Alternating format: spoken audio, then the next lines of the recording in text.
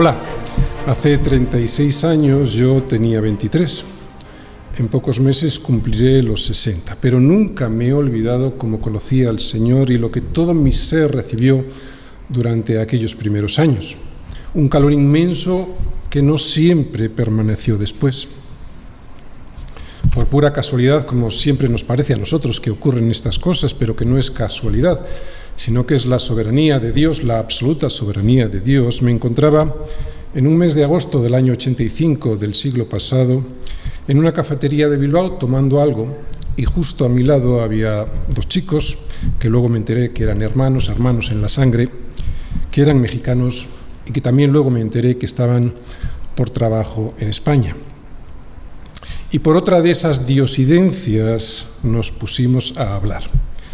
Ellos me hablaron de su trabajo, eran músicos de gira por España, y yo de mis estudios universitarios recién terminados, y de mis deseos de tomarme un largo periodo, un año a ser posible, para poder hacer lo que realmente me apetecía, que era viajar.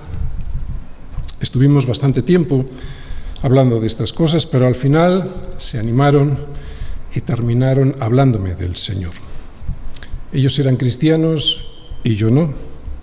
Ellos estaban a punto de marchar porque su gira se había suspendido debido a que la cantante de la que eran músicos pues se había puesto enferma. Y yo solo tenía preguntas acerca de aquel personaje que me acababan de presentar, de Jesucristo. En aquel momento no éramos conscientes, pero reflexionando después sobre nuestro encuentro, llegamos a la conclusión de que aquella famosa cantante les había pagado el viaje hasta España solo y única exclusivamente para que ellos me hablaran del Señor. Ese fue el propósito de ese viaje, porque ni siquiera se comenzó la gira. Era agosto y yo no tenía planes, y como todavía a ellos les quedaba una semana de estancia en España y yo había quedado impactado por Jesús, decidí que quería seguir escuchando más sobre lo que decía la Biblia de Cristo y de la salvación que Él me había regalado y de la que yo no me había enterado. Fue una semana entera abriendo la Biblia de día y de noche, a la hora de comer y a la hora de cenar, mientras caminábamos por la ciudad y cuando nos sentábamos para descansar. Era un no parar a hablar del Señor, de preguntas mías y de respuestas suyas. Y era un milagro porque teníamos entre 22 y 24 años. 24 años tenía el mayor, 22 el menor, y yo que tenía 23. Y no es normal a esa edad pasarlo tan bien así. Años después me he preguntado muchas veces qué pasó para perder aquello que duró tantos años y que desapareció durante muchos años más. Yo sé que era el primer amor, pero era mucho más que el primer amor porque duró mucho tiempo. Y es que había un gozo inmenso al hablar de Cristo y de su obra redentora en nosotros. No solo estábamos contentos, estábamos más que contentos, estábamos satisfechos en Él. No teníamos nada, éramos jóvenes y sin embargo estábamos llenos de gozo. Mi corazón ardía en deseos de seguir conociendo más del Señor a través de su palabra. Se nos pasaban las horas volando, hablando de Él, orando y compartiendo entre nosotros. No era natural. La carne no disfruta de esas cosas, y menos con 23 años. Tiempo después me di cuenta de que ese calor no se iba de nuestros corazones porque era la obra de Dios haciendo en nosotros que nos diéramos cuenta de lo que Él había hecho, ¿no? La obra de Dios Padre a través del Espíritu Santo, por compartir la palabra que es Jesús, y también por orar y por la comunión que teníamos entre nosotros tres y luego con el resto de los miembros de mi congregación, especialmente con los jóvenes. Aquello fue genuino. No fue ni premeditado ni buscado. Aquello fue el regalo de Dios a los suyos que Él busca para salvar y que quiere regalarles el gozo de esa salvación. Había un gozo profundo, no se marchaba mes tras mes. ¿Por qué lo perdí durante más de 10 años? No me cabe otra explicación que por la desidia, por pensar que podía vivir de las rentas, que ya no era necesario esforzarme para transformar mi mente a través de la voz de Dios, a través de los pensamientos de Dios, y también por estar en una iglesia que no me animaba a buscarle. Y es que el enfriamiento se produce por alejarnos del sol de justicia que es Jesucristo. Pensamos que es suficiente con lo que ya aprendimos y pretendemos seguir viviendo de aquello. Por eso nos vamos alejando de Él, vamos perdiendo el gozo en nuestra vida. Cuando tienes gozo de estar con alguien, no le quieres dejar. Y ahí está la cuestión, ¿no? Como cuando yo conocí al Señor. Así que necesitamos recuperar el gozo para volver al Señor, y con este gozo no nos marcharemos poco después de haber regresado. Por lo tanto, el gozo es una de las claves para regresar a Dios. Pero, ¿cómo recuperar el gozo cuando lo perdemos? El gozo es un fruto del Espíritu. ¿Cómo no molestar al Espíritu Santo para que el Señor nos vuelva el gozo? Pues necesitamos entender que hemos sido salvados, y aquí está la otra clave: el gozo, y entender que hemos sido salvados para recuperar aquel gozo. Necesitamos recuperar el entendimiento de lo que nos dice el Señor en su palabra, muy especialmente sobre su salvación. Para recuperar el gozo de esa salvación, necesitamos hablar más de eso, necesitamos escuchar más de eso, necesitamos leer más de eso. Porque solo actuando en base a lo que sabemos, entendimiento, y no a lo que sentimos en función de nuestras circunstancias personales, sentimientos, podremos regresar al Señor con garantías de no volvernos a enfriar. Recuperar, pues, el entendimiento es fundamental para regresar al Señor y regresar con gozo, y de esa manera no marcharnos. Porque Dios quiere que sepas, entre otras cosas, lo que Él ha hecho por ti sobre una cruz. Y a veces lo olvidamos. Por eso el Señor nos ordena recordarlo en la cena del Señor, porque nos olvidamos de lo que Él ha hecho. No es un olvido superficial. El cristiano no se olvida de esto. Quiero decir que no desaparece de su memoria. Es un olvido más profundo. Lo olvidamos en nuestra vida diaria. Y es así como nos vamos enfriando. Por eso vamos a poner esta exposición en oración, para poder entender lo que Dios nos va a decir en su palabra. Necesitamos entender lo que Él ha hecho para recuperar el gozo de eso que Él ha hecho, y para que las pruebas no nos hundan. Señor, queremos poner este tiempo en tus manos para que tú nos hagas entender qué es lo que has hecho con nosotros, especialmente con la salvación que nos has regalado. Gracias, Señor, por ello. Pedimos que en este momento tú toques nuestros corazones para que lo podamos entender, y de esa manera nos vuelvas el gozo. Y también, Señor, queremos pedirte que nos hagas entender lo necesarias que son las pruebas, porque a veces actuamos en función de nuestros sentimientos, y nuestros sentimientos son muy engañosos. Y las pruebas nos hacen pensar que tú ya no estás con nosotros. Pero no es así. Las pruebas son fundamentales para que nuestra fe crezca. Por eso, Señor, muchas gracias por lo que has hecho. Gracias por hacérnoslo entender. Gracias por las pruebas, Señor. Ponemos este tiempo en tus manos para que podamos comprenderlo y así poder regresar con el gozo de haber sido salvados. En el nombre de Jesús. Amén. Uno de los mayores problemas al que nos enfrentamos todos los cristianos, porque afecta a nuestra fe, es el que normalmente denominamos enfriamiento espiritual. Este enfriamiento es la situación a la que llega en ocasiones nuestra alma, que afecta a la santidad y que produce un estado de ánimo que nos lleva a una depresión espiritual, o sea, a la falta de gozo. Esta depresión, esta falta de gozo se manifiesta en la práctica, en la falta de ganas de seguir peleando la buena batalla, en la falta de interés por seguir participando en la carrera que tenemos por delante, y finalmente en una grave pérdida de nuestra fe, esa fe con la que nos habíamos ido manteniendo durante la vida. Pero este enfriamiento espiritual no surge de la noche a la mañana.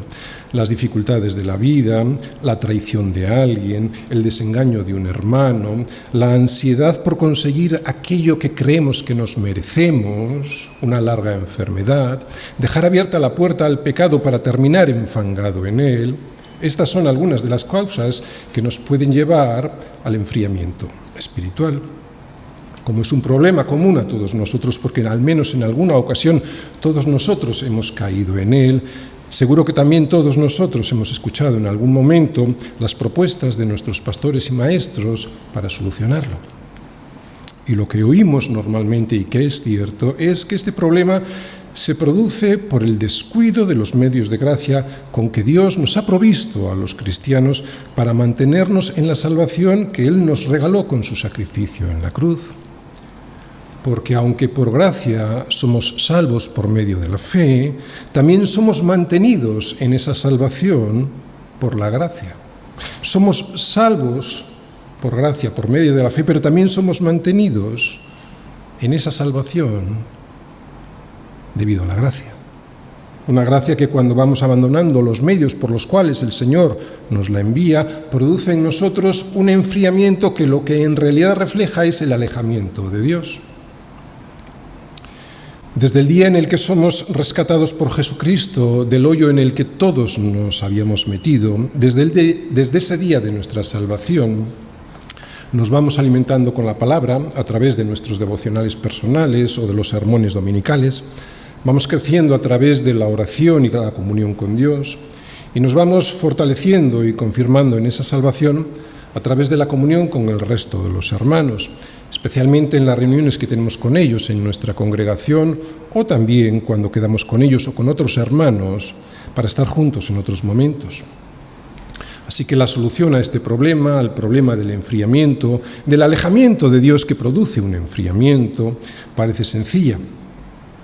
Pasa clarísimamente por recuperar lo que nos ofrece Dios para sostenernos y que en un momento determinado hemos descuidado. ¿Cuál es?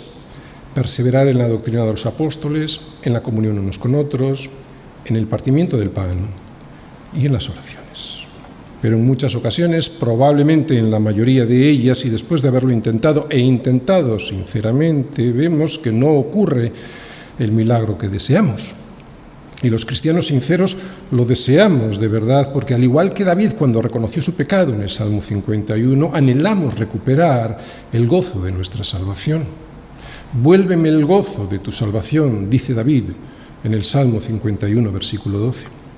Así que resumiendo, cuando tú y yo caemos en el pecado o cuando no permanecemos firmes en el Evangelio, solemos abandonar los medios de gracia que nos sostienen en la salvación que el Señor nos regaló y por lo tanto habitualmente dejamos de orar, dejamos de tener comunión con Dios a través de su palabra, dejamos de meditar en ella de día y también durante la noche, dejamos de congregarnos y por lo tanto dejamos de tener comunión con nuestros hermanos, dejamos de cantar con ellos en las reuniones, vamos dejando de asistir los domingos a la iglesia y por lo tanto vamos dejando de alimentarnos con el pan que desciende cada semana en forma de predicación y además tampoco participamos de las reuniones comunitarias de oración, ni en la cena del Señor, etcétera, etcétera, etcétera. Y es así como nos enfriamos, por alejarnos del calor que nos da el sol de justicia, que es Jesucristo, y esto a los verdaderos cristianos nos produce desazón. El Espíritu Santo nos sigue llamando a tener comunión con Dios, pero estamos fríos, estamos sin ganas, sin gozo para continuar. Pero si el problema se resuelve volviendo a Dios a través de la fe, ¿por qué en muchas ocasiones vemos a hermanos que después de intentarlo sinceramente, no recuperan el gozo de su salvación e incluso eso mismo nos ha pasado a nosotros? Pues porque aunque como está escrito, mas el justo por la fe vivirá, esta fe no se puede vivir de cualquier manera. Y es que a veces vivimos nuestra fe por inercia, a veces vivimos de las rentas, pero Pablo nos dice que nuestro culto a Dios ha de ser racional y es por eso que nos sigue diciendo: no os conforméis a este siglo, sino transformaos.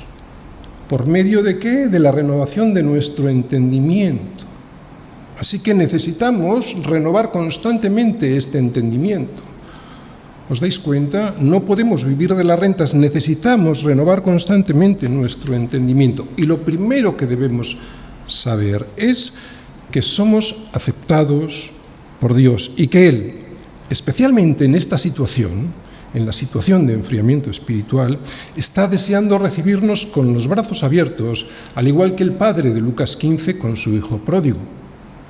El Señor no acepta nuestro pecado, pero quiere que volvamos a casa. No se trata de sentirlo, porque en esos momentos tú no lo vas a sentir. Se trata primero de saberlo.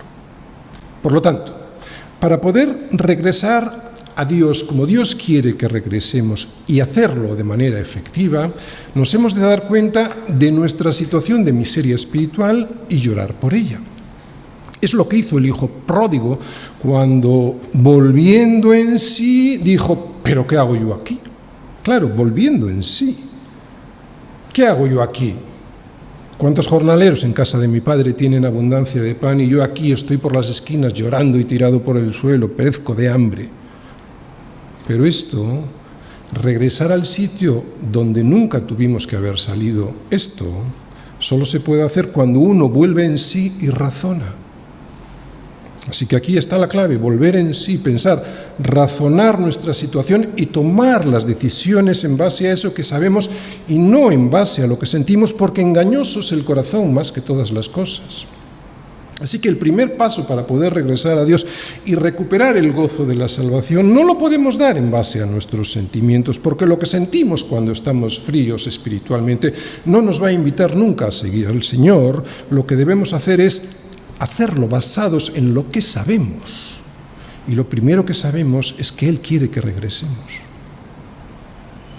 ¿Cuántas veces nos dice Pablo: más sabemos que el juicio de Dios?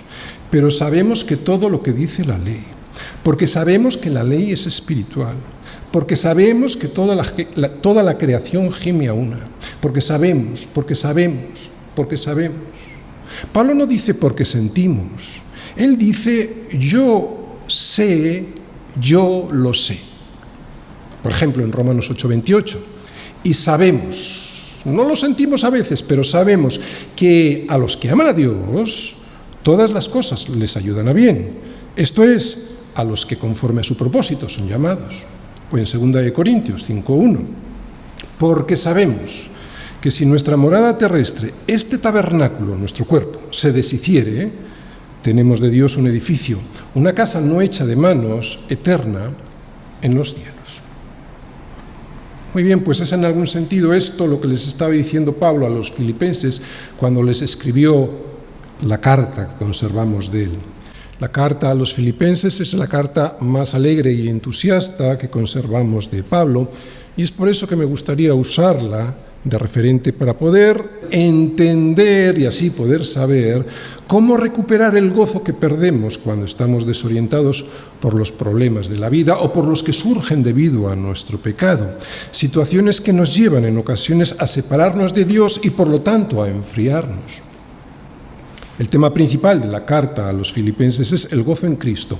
Cómo regocijarse en el Señor, cómo regocijarse en la tribulación e incluso así aún poder vivir una vida plena en Cristo. Y entenderlo, volver en sí para recuperar el gozo que tenemos en Cristo, es fundamental para regresar al Señor o para no separarnos de Él y terminar fríos. Quiero hacer un resumen de los 4 capítulos. En el primer capítulo vemos cómo los filipenses estaban preocupados por Pablo y por su situación en la prisión en Roma. Claro, estaban sin gozo. ¿Cómo no iban a estar sin gozo si estaban preocupados por su situación? Pero él les dice que no se han de preocupar. Y fijaros lo que les dice: quiero que sepáis, hermanos, que las cosas que me han sucedido han redundado más bien para el progreso del Evangelio. Quiero que sepáis, ahí está la clave. ¿Qué había pasado en la prisión y que tenían que saber los filipenses para estar con gozo? Pues que precisamente, y gracias a su prisión, todo el pretorio había oído hablar de Cristo. Y también los cristianos en Roma, al ver su valor, el valor de Pablo, y los resultados de ese valor, se atrevían mucho más a hablar la palabra sin temor. Además les dice que hay algunos hermanos en Roma que predicaban porque le tenían envidia y que esperaban aumentar sus aflicciones en la prisión porque claro, ellos salían a predicar y como él no podía salir a predicar. Hay que decir que no eran falsos maestros, si no Pablo lo hubiese dejado claro, pero sus intenciones al predicar no eran las correctas.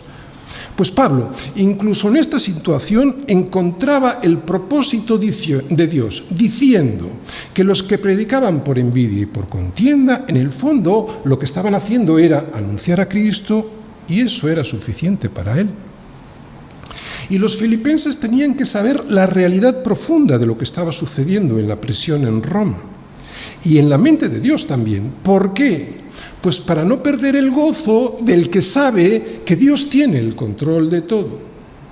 Por eso Pablo podía tener gozo por encima de todo. ¿Cómo es posible? Otra vez, pues porque Pablo entendía los propósitos de Dios, él pensaba como piensa Dios. Ya en el capítulo 2 intuimos que entre los miembros de la Iglesia había discordias y contiendas, malos entendidos. Dice, nada hagáis por contienda o por vanagloria, les dice Pablo. Antes bien, con humildad, estimad cada uno a los demás como superiores a vosotros mismos. No miréis cada uno por lo suyo propio, sino que cada cual mire también por lo de los otros. Y les sigue diciendo, haced todo sin murmuraciones y contiendas. E inmediatamente les manda a gozarse. Dice, y asimismo gozaos y regocijaos también vosotros conmigo. Yo que estoy en la prisión, que estoy con gozo, vosotros regocijaos conmigo. Pero antes de decirles que se gocen, les recuerda que han de estar asidos a la palabra de vida. ¿Para qué? Para poder saber qué es lo que Dios quería de ellos y para ellos, y lo que les había regalado, la salvación. Pablo sabía que podían estar cansados de la dureza de la vida y hasta crispados entre ellos, pero les anima a que se gocen porque se puede estar con gozo incluso en circunstancias adversas. Pablo tenía gozo por encima de todo. ¿Cómo es posible? Pues porque él sabía cuáles eran los propósitos de Dios. Él pensaba como piensa Dios.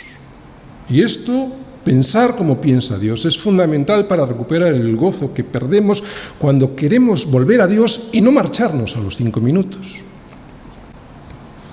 En el capítulo 3 les advierte de los malos obreros y que sus falsas enseñanzas les pueden traer desesperanza.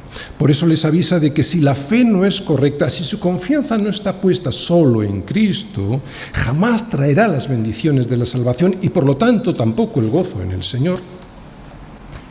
Sabemos que Cristo es nuestro único consuelo, por eso nuestra confianza, nuestra vista ha de estar siempre puesta en Él, en lo que sabemos de Él, para no perder o para recuperar el gozo de la salvación.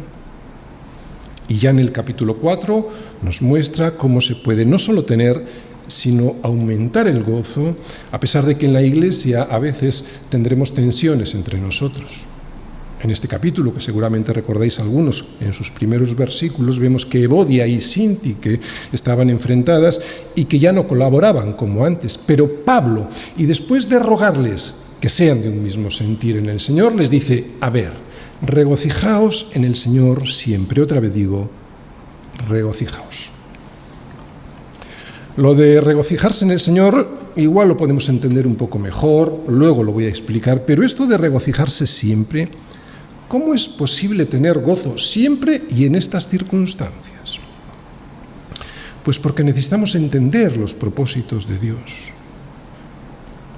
Si entendemos los propósitos de Dios, los propósitos que Dios tiene para nosotros, podemos tener gozo siempre. Mirad, Dios quiere acabar la obra que ha comenzado en nosotros, por eso a veces usa las pruebas para fortalecernos, para que salgamos más fuertes. Pero necesitamos saberlo para no hundirnos.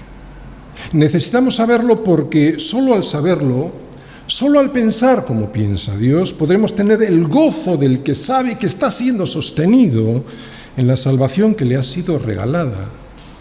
Y esto solo lo podremos saber asidos a la palabra de vida, para que en el día de Cristo, les dice Pablo, yo pueda gloriarme de que no he corrido en vano, ni en vano he trabajado. Por eso comienza la carta a los filipenses orando por ellos y además orando de una manera muy especial, por algo muy especial. Ora por conocimiento de Dios y por discernimiento. Dice así, y esto pido en oración, que vuestro amor abunde aún más. Claro que sí, pero ¿cómo? Más en ciencia y en todo conocimiento, está hablando de conocimiento de Dios y de discernimiento de su palabra, para que aprobéis lo mejor, este es el propósito, para que aprobéis lo mejor, a fin de que seáis sinceros e irreprensibles para el día de Cristo. Y es que sin conocer de Dios ni discernir sus pensamientos, no se puede aprobar lo mejor, sobre todo cuando estamos en medio de las dificultades. Porque la única manera de poder vivir con gozo en una vida llena de dificultades es cuando le puedes dar sentido a esas dificultades. Otra vez, porque es muy importante, la única manera de poder vivir con gozo en una vida llena de dificultades es cuando le puedes dar sentido a esas dificultades y el Señor le da sentido, Él es el único que le da sentido a todo lo que nos ocurre en la vida. Por eso necesitamos saber lo que Dios piensa. Es como cuando un soldado va a la guerra. No es lo mismo ir a pelear sabiendo por lo que peleas y lo que defiendes, que cuando te mandan allí al campo de batalla y no sabes por qué estás. Pero nosotros, en nuestra batalla diaria, tenemos acceso directo al comandante en jefe de nuestras Fuerzas Armadas para preguntarle. Y él nos va a informar a través de las Escrituras, de la comunión unos con otros, del partimiento del pan y de las oraciones, por qué estamos en la pelea, contra quién peleamos y el propósito que tiene la pelea que peleamos. En Cristo sabemos contra quién peleamos y por qué lo hacemos. Y eso, aunque no quita el sufrimiento de la prueba en sí, la prueba sigue estando ahí, no añade el dolor de aquel que no sabe qué le está pasando. Y además, sobre todo, y esto es muy importante, produce el gozo de saber que la prueba tiene un propósito bueno, el propósito de que mi fe crezca al igual que mi santidad.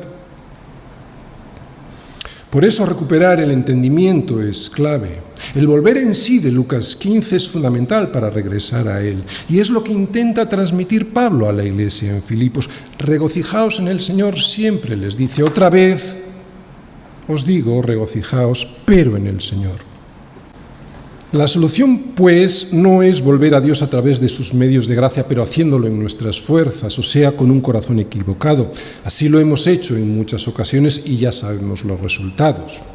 Lo que Pablo nos propone a todos los filipenses es que prestemos atención a lo que sabemos, a la fuerza que viene directamente de los pensamientos de Dios, porque es la mente, la mentalidad con la que hacemos las cosas, o sea, en definitiva, la mentalidad de Dios, la que debe conformar nuestra experiencia diaria y no nuestros sentimientos que son muy engañosos. Así que vamos a pensar como piensa Dios.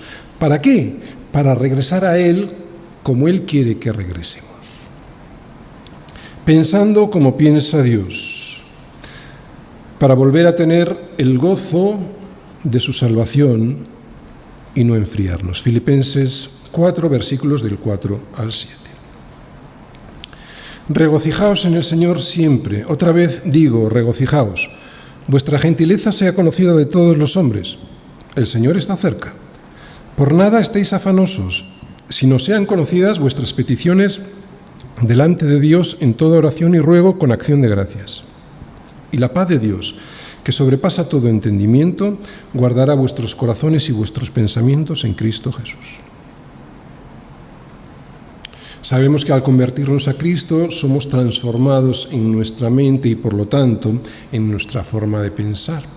Ya al darnos la vuelta, al convertirnos, ya no pensamos como pensábamos antes con nuestra propia opinión, sino a través de los pensamientos de Dios. Pero a veces nos volvemos a dar la vuelta y es cuando entonces dejamos de pensar como Dios piensa y entonces es claro cuando nos enfriamos. Así que vamos a intentar pensar como piensa Dios. De ahí el título de esta conferencia, Pensando como piensa Dios. Y el tema es cómo volver a tener el gozo de su salvación para que nuestro volver a Dios sea efectivo. Y el esquema para entenderlo mejor será el siguiente. Ya hemos visto una introducción, vamos a ver en la primera parte, comprender cómo ha de ser nuestra relación con Cristo, versículo 4. y recuperaremos el gozo. Segunda parte, entender que nuestra relación con Cristo afecta a nuestra relación con los demás, versículo 5, y mostraremos el gozo. Tercera parte, entender que nuestra relación con Cristo afecta a nuestra relación con nosotros mismos, versículos 6 y 7, y no dejaremos el gozo. Primera parte, ¿cómo ha de ser nuestra relación con Cristo? Versículo 4, regocijaos en el Señor siempre, otra vez digo, regocijaos. En este versículo hay tres cosas que llaman poderosamente la atención y en la que vamos a profundizar. La primera, Pablo nos dice que tenemos que estar gozosos siempre. Segunda, que este gozo ha de estar basado en el Señor.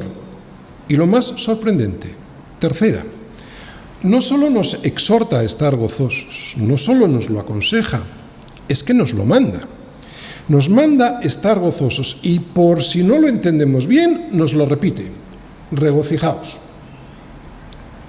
El propósito de esta carta era y es enseñarnos a los filipenses a estar gozosos en cualquier circunstancia. Y para eso necesitamos pensar como piensa Dios. El problema del mundo, o nuestro problema cuando hacemos las cosas mal, o sea, cuando no pensamos como piensa Dios, lo describe perfectamente David en el Salmo 14, versículo 1, cuando dice el necio en su corazón, no hay Dios. ¿Dónde lo dice primero el necio? Lo dice primero en su corazón. Y eso primero que dice en su corazón, luego lo traslada a su mente. Pues es precisamente al revés como hay que hacerlo. Si el necio pensara con su mente y no con los prejuicios de su corazón, entonces dejaría de ser necio y vería que las cosas invisibles de Dios, su eterno poder y deidad, se hacen claramente visibles desde la creación del mundo, siendo entendidas este poder y esta deidad por medio de las cosas hechas. Y por eso Pablo añade, de modo que no tienen excusa.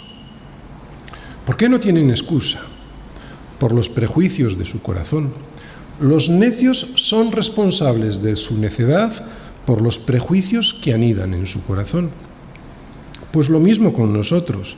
Debemos dejar que nuestro corazón sea transformado por lo que nuestra mente sabe de Dios y no al revés. Pablo no nos enseña que vivamos resignados, disimulando un gozo que no tenemos. Cuidado con esto, porque no se trata de imitar algo que no se tiene, algo que no tenemos. Pablo habla de una actitud positiva, no habla de una actitud negativa, no dice resignaos, dice regocijaos. Pero, ¿cómo podemos dejar al Espíritu Santo que inunde nuestro corazón con un fruto suyo, como es el del gozo, sin llegar a caer en el engaño psicológico que nos haga pensar, que nos haga ser felices superficialmente y tan solo por un pequeño espacio de tiempo, hasta que volvamos a caer en un enfriamiento espiritual que nos vuelva a llevar a la depresión? Porque hay muchas cosas en este mundo que nos pueden hacer felices por un pequeño espacio de tiempo, pero Pablo no habla de eso. La Biblia nunca nos dice que pongamos la vista en esas cosas. Pablo no habla de una felicidad momentánea puesta a vistas en las cosas de este mundo. Pablo habla de un gozo permanente que es muy diferente. Pues es un gozo que está basado en la verdad que es el Señor Jesucristo. Por eso se trata de ver las cosas como Dios las ve. No es pues un consuelo psicológico que nos lleva a la alegría momentánea.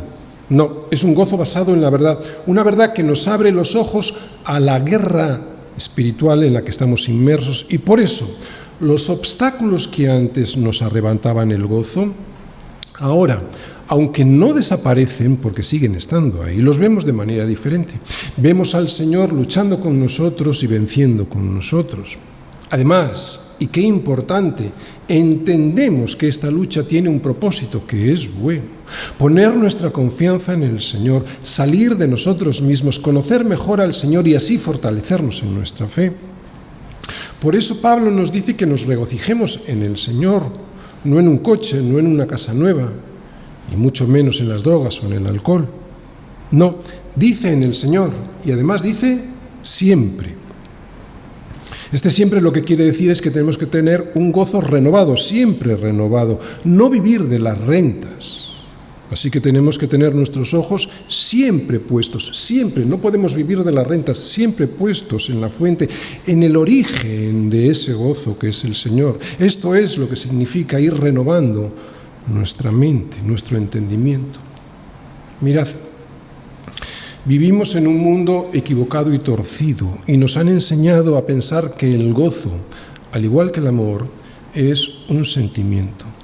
Pero Pablo nos ordena que nos regocijemos. Así que este gozo del que Pablo habla no puede ser un sentimiento, porque los sentimientos no se pueden ordenar, los sentimientos no se pueden mandar. Los sentimientos se dan o no se dan, pero no podemos obligarnos, y mucho menos nos pueden obligar desde fuera a estar gozosos, y menos siempre. Así que necesitamos entender esto que nos habla Pablo. Y para entenderlo, tenemos que volver al origen. Casi todos nuestros problemas los podemos entender si volvemos a nuestro origen. Estoy hablando de Génesis, porque volviendo allí podemos ver lo que falló y así poder rectificar. Nosotros fuimos creados para pensar y para sentir, y claro, para actuar. Ese fue el origen. La idea de Dios era que nuestros pensamientos informaran a nuestro corazón. De esa manera, la revelación que de Dios teníamos en nuestra mente era la que moldeaba nuestra forma de sentir y, por lo tanto, de actuar. O sea, que entendíamos lo que era lo correcto y bueno y nuestra voluntad seguía eso que sabíamos y pensábamos como correcto y bueno. Este es el orden de Dios. Esto es tener una vida ordenada según Dios, según Él nos creó. Pero el pecado, ya lo sabemos, le dio la vuelta a todo y también a este orden. Por eso ahora nuestra voluntad se deja dominar por nuestro engañoso corazón, por nuestros sentimientos engañosos. Y también por eso ahora nuestros pensamientos son gobernados muchas veces por la voluntad, una voluntad formada previamente por unos sentimientos equivocados. Ese es el problema. Y por eso ahora solo somos capaces de regocijarnos cuando nos sentimos bien. O sea, lo que David nos dice en el Salmo 14, versículo 1. Dice el necio en su corazón, no hay Dios. ¿Dónde lo dice? En su corazón. Un corazón informado por su propia opinión y no por la revelación que de Dios tenemos en su palabra. Aquí está la solución, pues, nos la da Pablo. Regocijaos en el Señor, en lo que sabemos del Señor. Así pues, este gozo nunca ha de estar basado en cómo nos sentimos debido a nuestras circunstancias personales. Ha de estar sustentado en lo que sabemos, en la roca que es Cristo y en la salvación que Él nos ha conseguido a través de su sacrificio en la cruz. Fijaros, Pedro dice algo muy similar. Pedro, en su primera epístola, nos dice que tú y que yo tenemos una herencia incorruptible, incontaminada e inmarcesible, reservada en los cielos para nosotros. En esto que sabemos y que no tenemos que olvidar, es de donde nos viene el gozo. Por eso sigue diciendo, en lo cual vosotros os alegráis. ¿En qué nos tenemos que alegrar? En esa herencia. En la herencia que tenemos en los cielos, aunque ahora por un poco de tiempo, si es necesario, tengáis que ser afligidos en diversas pruebas. ¿Para qué? Ahora viene el propósito de la prueba. Para que sometida a prueba vuestra fe, mucho más preciosa que el oro, el cual, aunque perecedero, se prueba con fuego, sea hallada esta fe en alabanza, gloria y honra cuando sea manifestado Jesucristo, a quien amáis sin haberle visto, en quien creyendo, aunque ahora no lo veáis, os alegráis con gozo inefable y glorioso. Y termina diciendo, muy importante, cosas en las cuales anhelan mirar los ángeles. Estas cosas en las cuales anhelan mirar los ángeles son las cosas que nos son anunciadas en el Evangelio para nuestra salvación. Los ángeles están con la boca abierta. Yo creo que ni se creen el vuelco que Dios le dio a la humanidad, a la situación de la humanidad. Una humanidad que por justicia debía ser condenada, sí o sí, y sin embargo Dios se entregó a sí mismo para que podamos ser salvos en Él. Esto es en lo que anhelan mirar los ángeles, pues es en esto, muy especialmente en esto, en lo que tenemos que tener siempre nuestra mente puesta.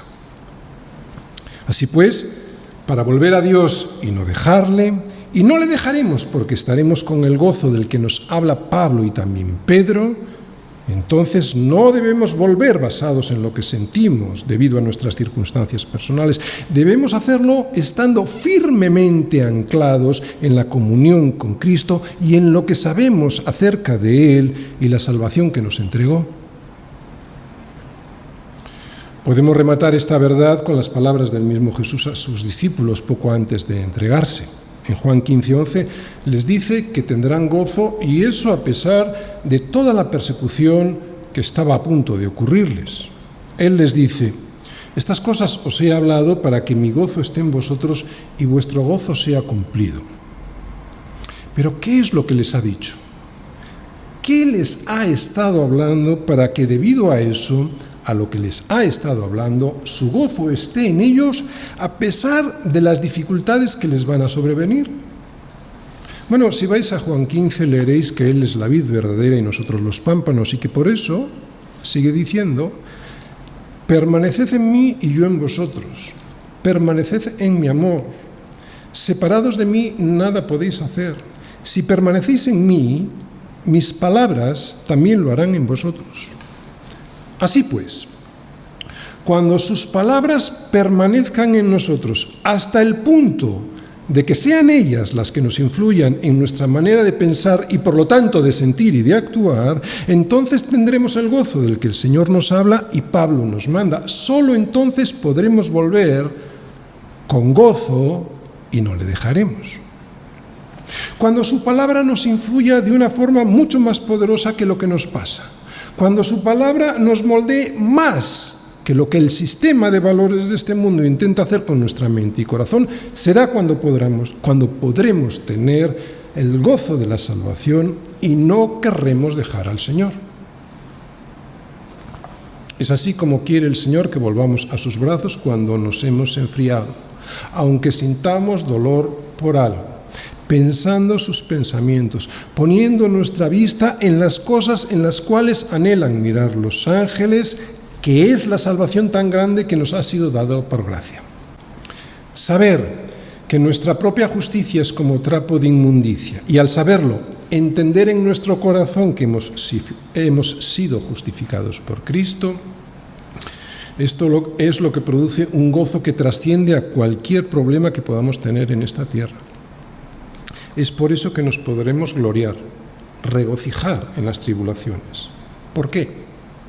Lo vuelvo a decir Pablo.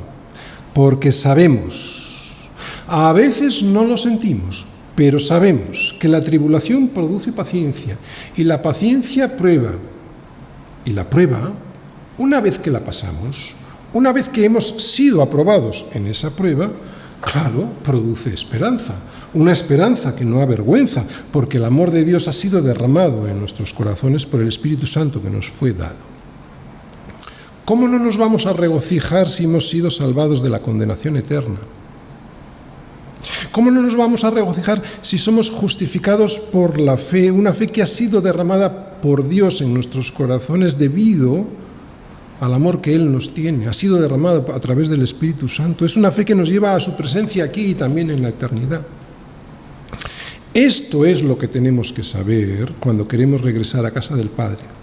Pero para ello debemos volver en sí, debemos razonar y decirnos: ¿qué hago yo aquí? ¿Cuántos jornaleros hay en casa de mi Padre que tienen abundancia de pan y yo estoy aquí tirado, llorando, pereciendo de hambre? Así es como tenemos que volver a Dios cuando nos enfriamos, sabiendo quién soy yo, quién es Él y lo que hizo, hace y hará por mí. Eso es lo que trae gozo. Así que regocíjate en el Señor siempre, incluso cuando sientas dolor. Regocíjate, otra vez te digo, regocíjate en Él, en lo que hizo y en lo que hace por ti, tu salvación.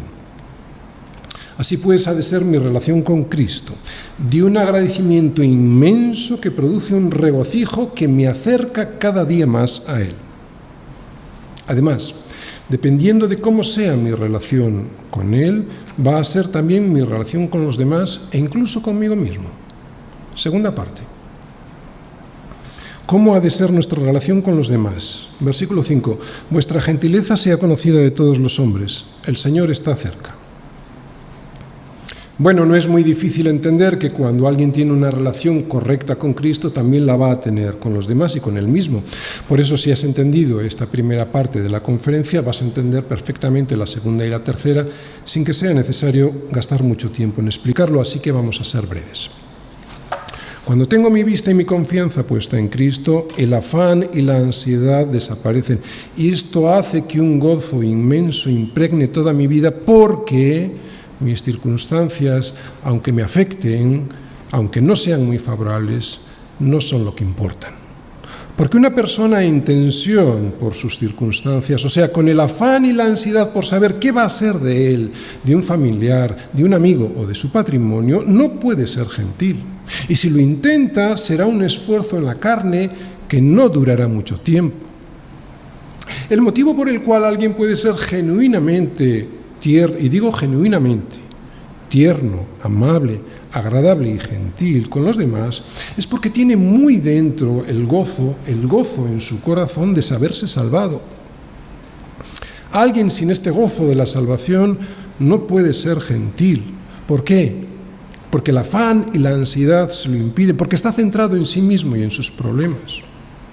Y Pablo nos dice que el motivo por el cual tú y yo podemos ser gentiles con los demás es que el Señor está cerca. Ya sea que este estar cerca signifique que está cercano a su segunda venida, o que Él está cerca de nuestros corazones porque el reino de Dios se ha acercado en Jesucristo, como predicaba Juan el Bautista, lo importante es que si tenemos esta verdad en nuestra mente y esa verdad que tenemos en la mente desciende hasta nuestro corazón, nuestra voluntad para con los demás será ser tierno, amable, agradable y gentil en todo lo que hagamos con ellos. Es normal, el Señor está cerca. ¿Qué importan las demás cosas que nos asedian? Y es una lucha, ¿eh? Yo no estoy diciendo que esto no sea una lucha, no voy a negarlo.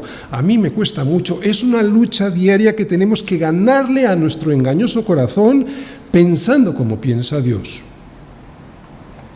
Tercera parte. ¿Cómo ha de ser nuestra relación con nosotros mismos? Versículos 6 y 7. Por nada estéis afanosos, sino sean conocidas vuestras peticiones delante de Dios en toda oración y ruego, con acción de gracias. Y la paz de Dios, que sobrepasa todo entendimiento, guardará vuestros corazones y vuestros pensamientos en Cristo Jesús. Aquí Pablo nos está diciendo que la mejor manera de que el afán y la ansiedad no dominen nuestra vida es poniendo todo eso delante del Señor Jesús. Y de esa manera la paz de Dios, que sobrepasa todo entendimiento, guardará nuestros corazones y también nuestros pensamientos en Cristo Jesús. Cuando tú oras, ¿qué descubres? Pues que la paz de Dios, que sobrepasa todo entendimiento, está guardando tu corazón y tus pensamientos en Cristo Jesús. ¿Sabes por qué al día de hoy puedes seguir estando afanado y ansioso y sin gozo? Porque estás llenando tu mente y corazón con la porquería de este mundo, ya sea a través de la televisión o ya sea a través del sistema de valores de este siglo que están moldeándote sin que te des cuenta. Pero si tu mente y por lo tanto tu corazón se llena de todo lo que es verdadero, y Cristo es la verdad, de todo lo que es verdadero, de todo lo honesto, de todo lo justo, de todo lo puro, de todo lo amable, de todo lo que es de buen nombre, de cualquier cosa que sea digna de alabanza, entonces, si está tu mente ocupada en estas cosas, no hay sitio para el afán y la ansiedad, porque estás siendo guardado por la paz de Dios que sobrepasa todo entendimiento, y eso es lo que mantiene tu gozo día a día. Termino. La vida es preciosa. No dejes que tu corazón le engañe a tu mente diciéndole que los problemas que tienes te van a vencer. No es verdad, es una mentira escandalosa porque ya has vencido. Recuerda que Cristo está cerca, en el tiempo y en tu corazón, y que si estás en Él, si eres hallado en Él, entonces guardará tus pensamientos y tu corazón en Cristo Jesús. Y que así como Jerusalén, o sea la Iglesia, tiene montes alrededor de ella, así el Señor está alrededor de su pueblo desde ahora y para siempre. En la persona de Cristo, Dios nos ha quitado todo lo que nos puede hacer daño, daño de verdad. En tu lucha diaria has de recordar que estás peleando contra un enemigo que ya ha sido derrotado. Estos son los pensamientos de Dios. Pon estos pensamientos en tu mente y corazón y entonces volverás al Señor con un gozo renovado que no se marchará jamás mientras seas hallado en Él. Amén. Señor, te queremos dar las gracias por tantas cosas, pero muy especialmente por la salvación que tú nos has regalado. Señor, ayúdanos a entender que siempre tenemos que tener nuestra mente puesta en estas cosas, las cosas en las que anhelan mirar los ángeles. Señor, queremos renovar nuestro gozo y para ello necesitamos saber todas estas cosas. Señor, que podamos entender todo lo que tú has hecho, entender en la mayor profundidad que podamos entender todo lo que tú has hecho por nosotros, para que este gozo inunde nuestro corazón y de esa manera no dejarte jamás. Gracias, Señor, por lo que has hecho. Gracias, Señor, por el Espíritu Santo que nos hace entender estas cosas. Todo ello en el nombre de Jesús. Amén.